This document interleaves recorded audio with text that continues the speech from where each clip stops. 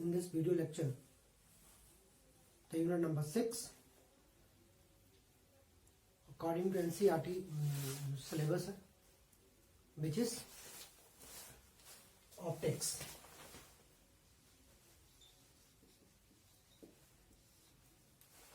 Optics जो कि एक बहुत इंपॉर्टेंट टॉपिक है और इंटरेस्टिंग टॉपिक है. ऑप्टिक्स का मतलब होता है light. You know what is optics? Optics is a light. It means that optics is the branch of physics deals with study of light. Optics is a light, क्योंकि बहुत interesting topic है again कि और light के बारे में हम इसमें डिस्कस करेंगे. What is light? लाइट क्या चीज है? कोई भी ऑब्जेक्ट हमें विजिबल है उसमें लाइट रोल प्ले करती है. एक तो सबसे बड़ा इंपॉर्टेंट जो रोल है लाइट का, वो कोई भी ऑब्जेक्ट विजिबल है वो लाइट के कारण है. But another interesting phenomena related to light also there. तो लाइट क्या चीज होगी? Light is a form of energy which produces sensation of sight. Okay, but in light but in optics हम ऑप्टिक्स को क्लासिफाई कर देते हैं, कैटेगराइज कर देते हैं. फर्स्ट पार्ट इसका होता है रे ऑप्टिक्स और सेकंड पार्ट हो जाता है इसका वेव ऑप्टिक्स. ऑप्टिक्स लाइट का जो फिनोमेना है, हम फिनोमेना को दो भागों में या 2 पार्ट्स में इसको डिवाइड कर देते हैं. One part is ray optics, another part is wave optics. Because you know light जो है उसका ड्यूअल कैरेक्टर है. ओके, फर्स्ट जो पार्ट है उसका पार्टिकल कैरेक्टर को एक्सप्लेन करता है और सेकंड पार्ट जो उसका वेव कैरेक्टर को एक्सप्लेन करते हैं. ठीक, ये जो रे ऑप्टिक्स जो है इसमें कौन कौन सा फिनोमेना रहता है?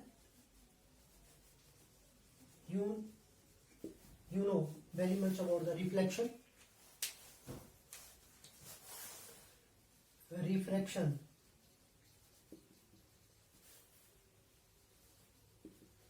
dispersion,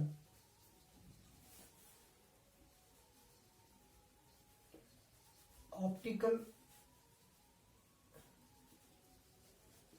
instrument. और वेव ऑप्टिक्स में जो रहेगा वो है Huygens principle, which is very important to explain the wave character of the light. Okay, एक टर्म आपने सुना होगा इंटरफेरेंस. ये एक इंपॉर्टेंट फिनोमेना है लाइट का. Diffraction, polarisation of light. ठीक है, ये सारे के सारे जो फिनोमेना है वो एक्सप्लेन करते हैं wave character of the light. We can explain the wave vector, the wave nature of the light on the basis of this phenomena. और पार्टिकल नेचर्स को हम इसके ऊपर एक्सप्लेन कर लेते हैं. ओके, तो फर्स्ट पार्ट जो हम इस पर डिस्कस करेंगे वो है रे ऑप्टिक्स.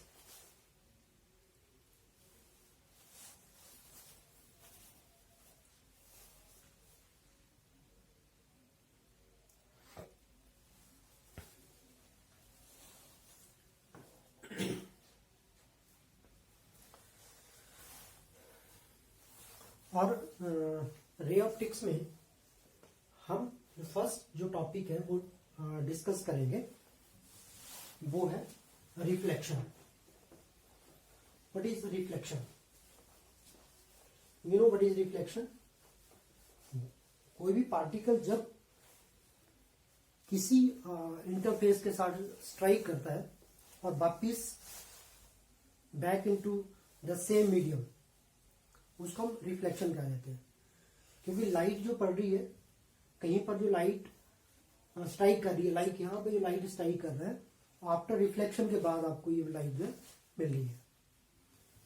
कहने का मतलब क्या है? रिफ्लेक्शन द फिनोमेना और the bouncing back of the light when it strike the interference of the interface of the reflecting surface. ठीक है, according to the certain laws. उस फिनोमेना को हम रिफ्लेक्शन कह लेते हैं.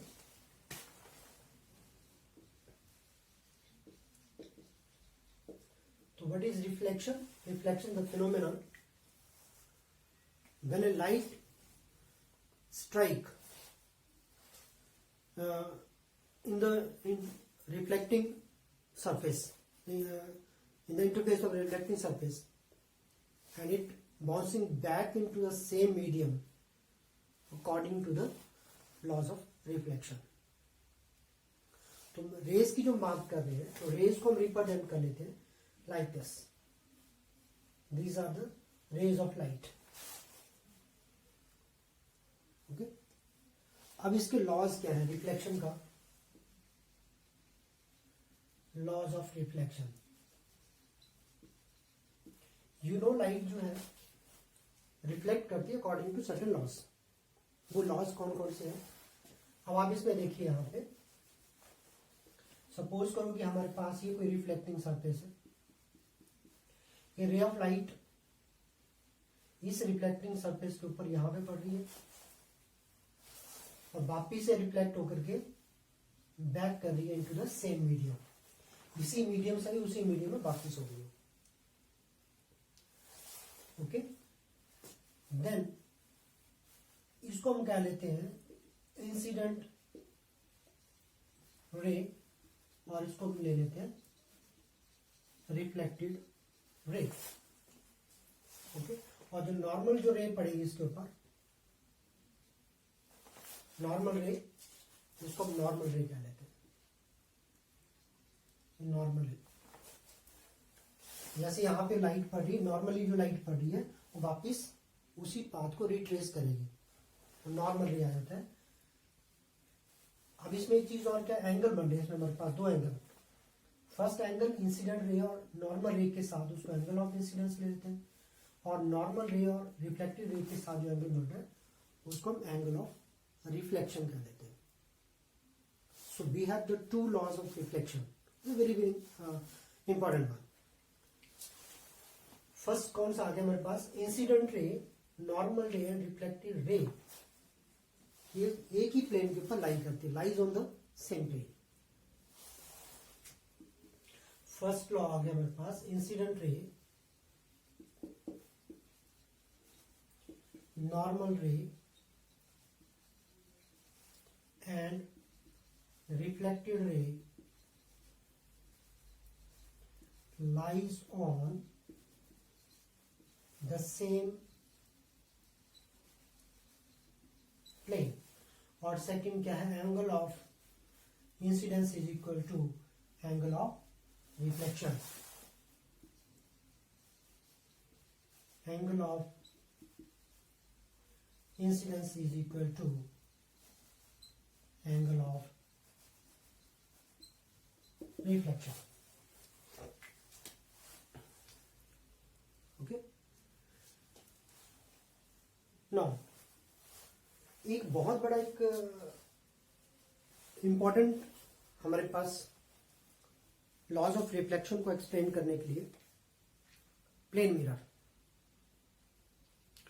You can very easily explain the laws of reflection plane mirror से भी आप उसको एक्सप्लेन कर सकते हैं। अब आप इसमें देखिए कि प्लेन मिरर है, तो पहले तो होता प्लेन मिरर क्या है। जितने भी हम घर में जो यूज करते हैं, ऑलमोस्ट सभी के घरों में एक मिरर रहता है जिसको प्लेन मिरर कह लेते हैं, जिसमें हमने अपनी इमेज को वहां पे देखना उसको। ठीक है, ड्रेसिंग टेबल के ऊपर रहता है, आप कहीं पे भी दुकान में चले जाएं, किसी भी दुकान में, ठीक है, वहां पे ये मिरर रहता है, उसको हम प्लेन मिरर कह लेते हैं। तो प्लेन मिरर क्या है, ये हाईली पॉलिश्ड एक सरफेस जो इसका, जैसे मान लो कि ये इसके बैक वाला जो सरफेस है, कि प्लेन मिरर है सपोज करो, तो इसके बैक का जो सरफेस है हाईली पॉलिश्ड होगा, सिल्वर पॉलिश्ड उसको हम कह लेते हैं। वो इजीली रिफ्लेक्ट नहीं करेगा। आप इसमें देख रहे हैं कि वो मिरर को बनाने के लिए हमारा मकसद क्या होता है कि वो मैक्सिमम से मैक्सिमम लाइट को रिफ्लेक्ट करे। तो मैक्सिमम लाइट को रिफ्लेक्ट करने का मतलब क्या होगा कि हमें वहां पे जो इमेज मिलेगी वो क्लियर इमेज मिलेगी। अदरवाइज क्या होगा, यदि वो रिफ्लेक्शन नहीं कर रहा तो कुछ लाइट को ऑब्जॉर्व कर लेगा या कुछ लाइट को पास कर लेगा। वहां पे हम ऐसा सरफेस वहां पे बना देंगे कि कोई भी लाइट जो है वो दूसरी तरफ उसके पास ना करे। जो लाइट पास करेगी तो हम वहां पे इमेज ब्लर्ड हो जाती है, प्रॉपर इमेज आपको नहीं मिलेगी। तो इसीलिए प्लेन मिरर का एक पोर्शन जो है वो हाईली पॉलिश्ड होता है, उसको हम सिल्वर कोटिंग कह लेते हैं, पेंट किया होता है उसके बैक सरफेस के ऊपर। ओके, नेक्स्ट हम प्लेन मिरर की कुछ कैरेक्टरिस्टिक्स को डिफाइन करेंगे यहाँ पे। बट प्लेन मिरर के कैरेक्टरिस्टिक्स को डिफाइन करने से पहले हम इमेज कैसे बनती है उसके प्लेन मिरर में। सपोज करो कि ये हमारा प्लेन मिरर है, ये जो सरफेस का पॉलिश्ड सरफेस है, ओके, ये यहां पे कोई ऑब्जेक्ट है,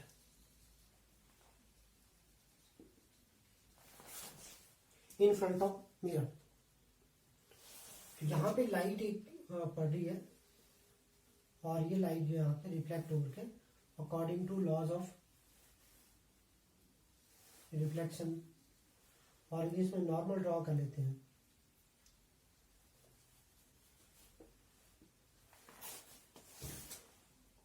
एक और यहां से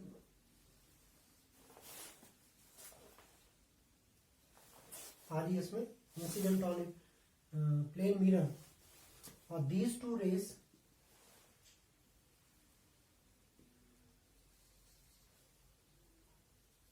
appears to at point this, और देखिए रिफ्लेक्ट कर रही है according to laws of reflection, है ना। जो बीम ऑफ लाइट जो है, ये ray of light, incident light यहां से आ रही है और then reflected into the same medium. But image कैसे बन रही है हमारे पास, ये दो रेज जो है एक्चुअल में यहां से नहीं आ रही है, वो हमें अपीयर हो रही है कि इस पॉइंट से, coming back from that point two the medium. ये आपके पास आ गया ऑब्जेक्ट और ये आ गया हमारे पास image.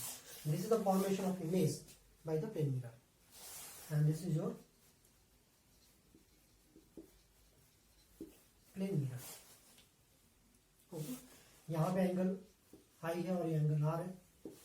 Angle of incidence is equal to angle of reflection. तो इस तरह से फॉर्मेशन होता है इमेज का किसी भी प्लेन मिरर में। तो इसकी कैरेक्टरिस्टिक्स क्या है,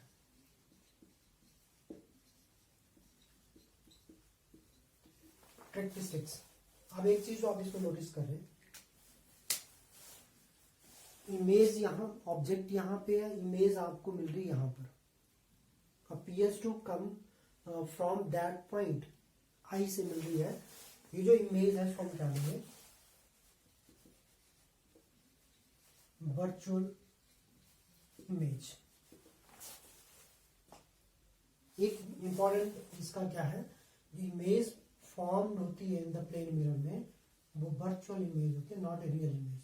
दो तरह की इमेज मिलेगी हमें, आइदर वर्चुअल या फिर रियल इमेज। तो ये कौन सी इमेज वहां में मिल रही है, वर्चुअल। वर्चुअल का मतलब एक्चुअल में हमें अपीयर हो रही वहां से, नॉट यहाँ पे एक्चुअली ये जो रेज है यहाँ पे नहीं मिल रही आपस में,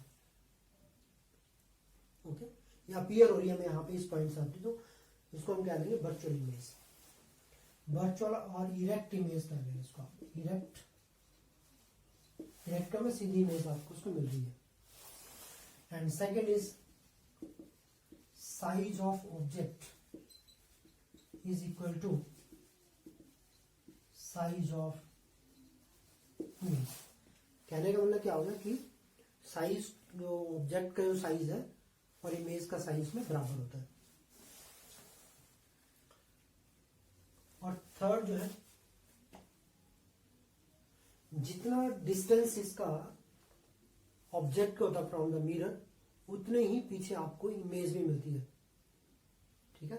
the distance of image formed in the mirror is equal to the distance of the object in front of mirror. और एक जो इंपॉर्टेंट है इसमें, इमेज होती है इसमें वो लेटरली इन्वर्टेड। लेटरली इन्वर्टेड का मतलब क्या होगा, मिरर के में जो आपको इमेज मिलेगी उस ऑब्जेक्ट का लेफ्ट साइड जो राइट में दिखेगा और राइट जो लेफ्ट में दिखेगा, उसको हम क्या कहते हैं, lateral inverted image. Not inverted, inverted का मतलब होता है ऑब्जेक्ट ये आपके पास, तो इन्वर्टेड इमेज ऐसे होगी।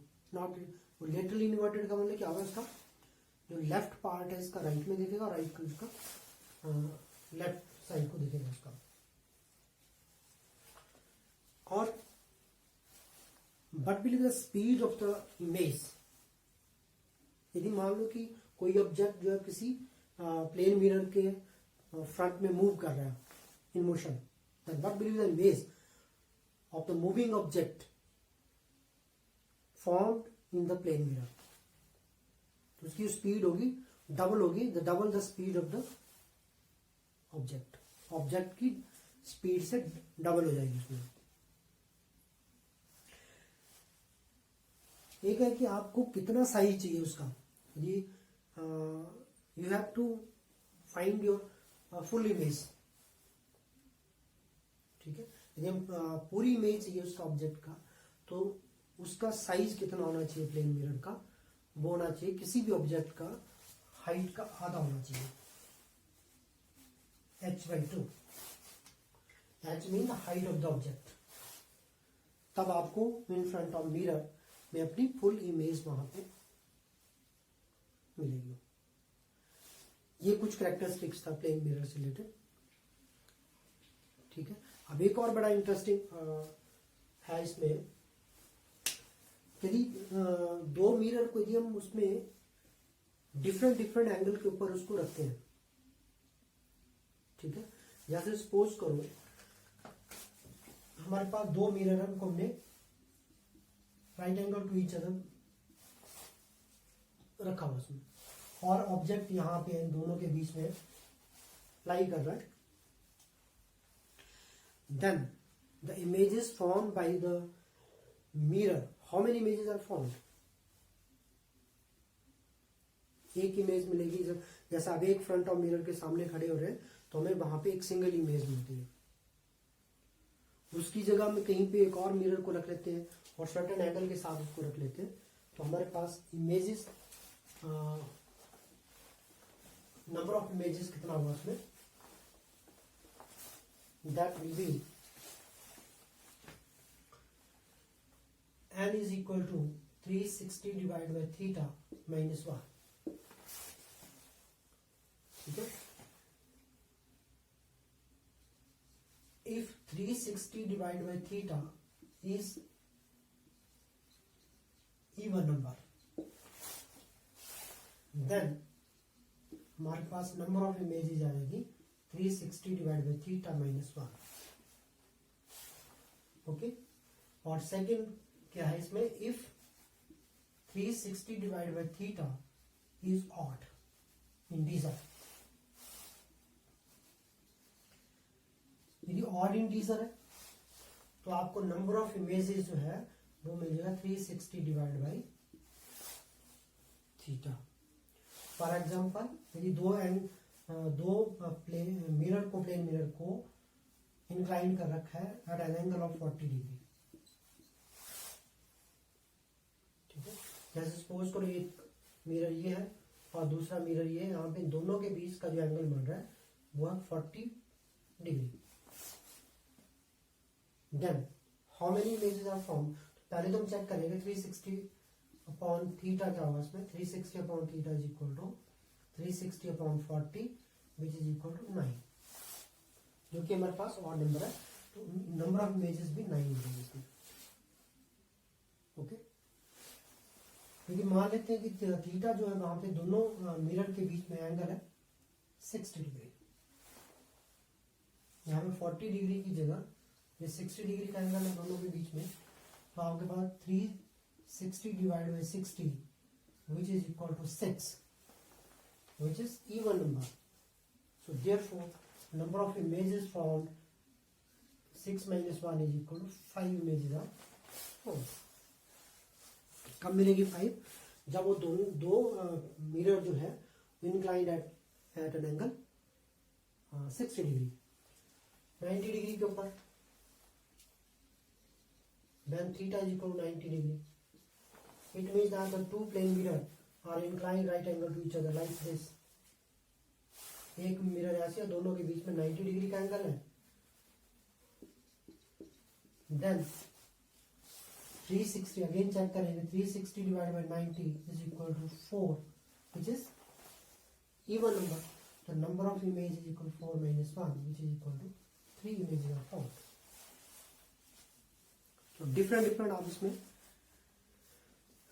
एंगल को